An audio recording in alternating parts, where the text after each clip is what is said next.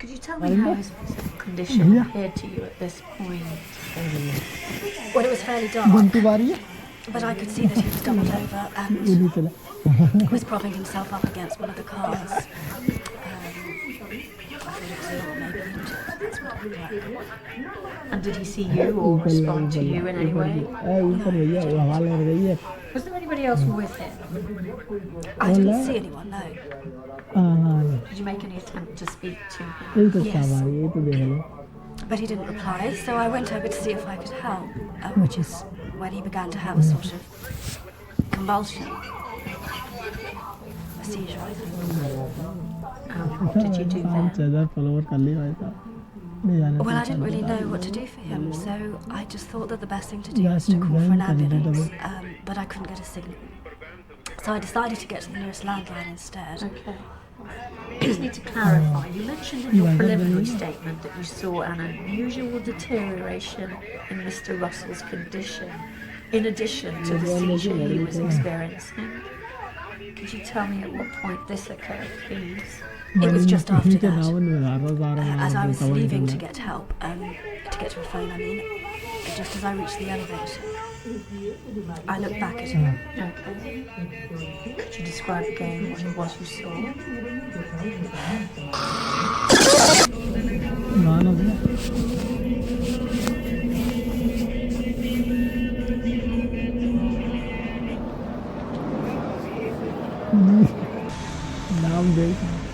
I understand that it was only a few hours after this incident that an additional 2 bodies were found. That would be in the early hours of the 14th. Yes, at 2 different locations. Both displayed evidence of the same extreme physical trauma that Mr. Russell had experienced. I should point out that the subsequent post-mortem examinations determined that each victim did belong to the same particularly rare blood group. This couldn't have been the exclusive cause of death, but as we later found out, it was certainly relevant. There was some initial speculation that a new virulent form of rabies might have been responsible, which could have caused the accelerated metabolic collapse, but was highly unlikely to have caused the gross distortion of the skeletal structure. In any case, there was no evidence of its presence in any of the PCR tests. In fact, there was no presence of any toxins, contagion, or infectious agents at all. Proceeding to the night of the 16th, significant in 2 regards. Yes. At 8:17 p.m., a call was made to the emergency services from a residential address in Canary Wharf. The caller gave a brief description of her husband's symptoms before being unexpectedly cut off. When paramedics finally gained entry to the apartment 25 minutes later, they found 2 bodies, identified as a Mr. and Mrs. Halliday. The pathologist's report concluded that Mrs. Halliday had suffered a depressed fracture of the skull and multiple fractures to the C3 and C4 vertebrae. In short, her husband's physical deterioration had become so uncontrollable that she had been killed as she attempted to assist him. It would seem that the Joint Committee recognized the potential threat that you advised them of and responded accordingly. Fortunately, yes. The emergency measures were in place before the next occurrence, which took place a little over 36 hours later.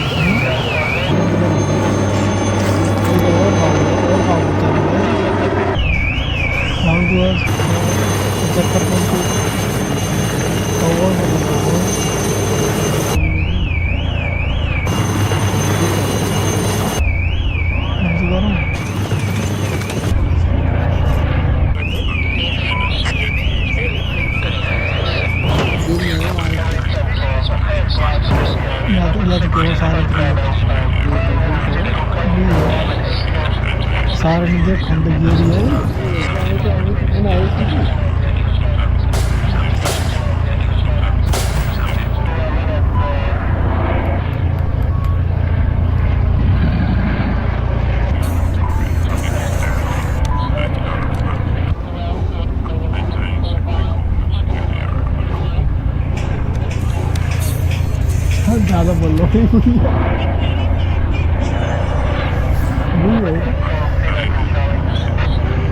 पहले कहा था कि दूसरा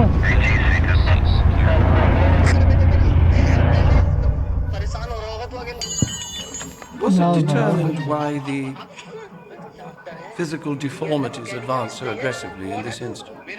Not conclusively, but subsequent cellular examination of the deceased did result in a partial breakthrough. Cytology research at Roslin identified part of the biological process that we now know to be responsible. By this stage, research efforts were focused on what role DNA might have during these episodes. And quite quickly, the Roslin team determined that certain long-redundant gene sequences were becoming activated.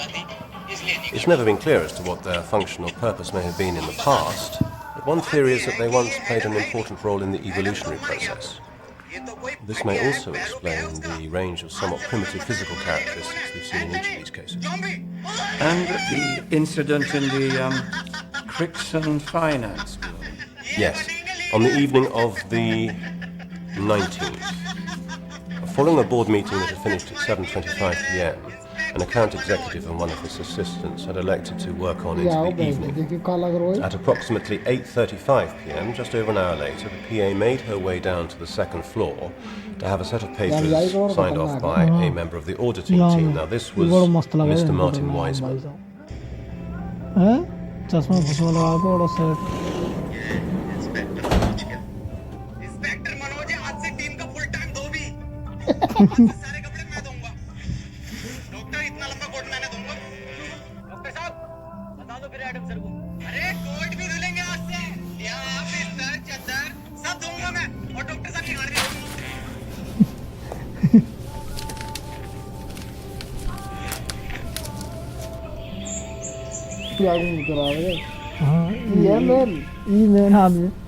Main आदमी ये तीन भाई तीन है वैसे तो ज्यादा main तो ये सारा नीचे बैठा हुआ है